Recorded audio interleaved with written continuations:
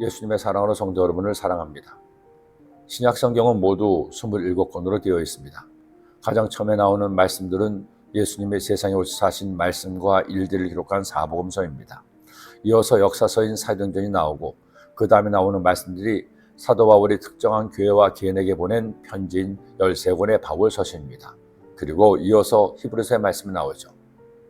그 다음에 나오는 말씀은 특정한 개인이나 교회가 아닌 모든 교회와 성도들에게 전하는 편지인 공동서신 7권입니다. 이 공동서신을 쓴 기록자는 당시 초대교회를 이끌던 가장 큰 어른들이었습니다. 예수님의 수제였던 베드로와 요한, 예수님의 형제들로 알려진 야고보와 유다입니다. 그리고 공동서신의 첫 말씀이 바로 오늘부터 우리가 나눌 야고보서입니다. 야고보는 예수님의 형제로 베드로와 함께 예루살렘 교회를 맡고 있던 사도였습니다. 사도행전 15장에서 바울과 바나바가 예루살렘에서 이방인 선교에 대해 치열한 논쟁을 했을 때 율법과 할례 문제에 대해 지혜로운 해결책을 내어놓기도 했습니다. 그러므로 내 의견에는 이방인 중에서 하나님께로 돌아오는 자들을 괴롭게 하지 말고 다만 우상의 더러운 것과 음행과 목매어 죽인 것과 피를 멀리하라고 편지하는 것이 옳으니 이는 예로부터 각성에서 모세를 전하는 자가 있어 안식일마다 회당에서 그 글을 읽음이라 하더라.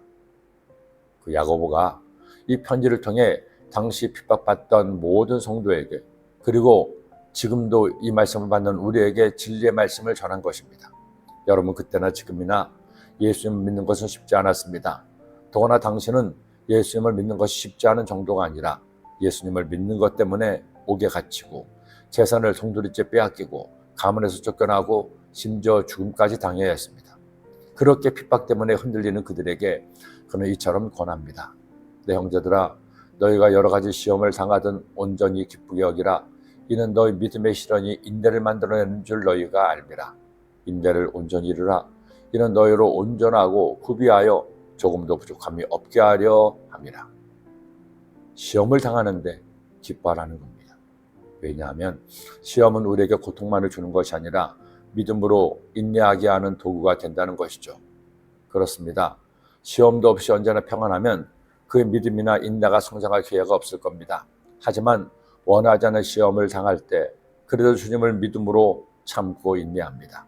시험의 강도가 점점 세지는데 그래도 낙심하지 않고 좋으신 하나님을 믿고 응답이 올 때까지 인내할 때 우리의 믿음은 바위처럼 강한 믿음이 되는 겁니다. 그런데 이때 우리가 무턱대고 참기만 해서는 안 됩니다. 꼭 할 일이 있습니다. 너희 중에 누구든지 지혜가 부족하거든 모든 사람에게 후히 주시고 꾸짖지 아니하시는 하나님께 구하라. 그리하면 주시리라. 우리 주님께 구해야 합니다. 기도해야 합니다. 그 시험을 잘 감당할 수 있도록 지혜를 달라고 구해야 합니다. 시험 때문에 포기하지 말고 낙심하지 말고 원망 불평하지 말고 인내할 수 있는 지혜를 구해야 합니다. 그리고 절대 주님을 의심하면 안 됩니다. 믿지 못하고 의심하면 하는 기도는 응답받지 못하기 때문이죠. 오직 믿음으로 구하고 조금도 의심하지 말라. 의심하는 자는 마치 바람에 밀려 요동하는 바다 물결 같으니 이런 사람은 무엇이든지 죽게 얻기를 생각하지 말라. 두 마음을 품어 모든 일에 정함이 없는 자로다. 여러분, 시험을 당하고 있지만 기뻐합시다. 인내합시다. 기도합시다. 믿읍시다. 그때 시험은 축복으로 바뀔 것입니다. 기도드립니다. 하나님 아버지, 주님 믿으며 살 동안에도 문제도 만나고 시련도 만나고 시험을 당하기도 합니다.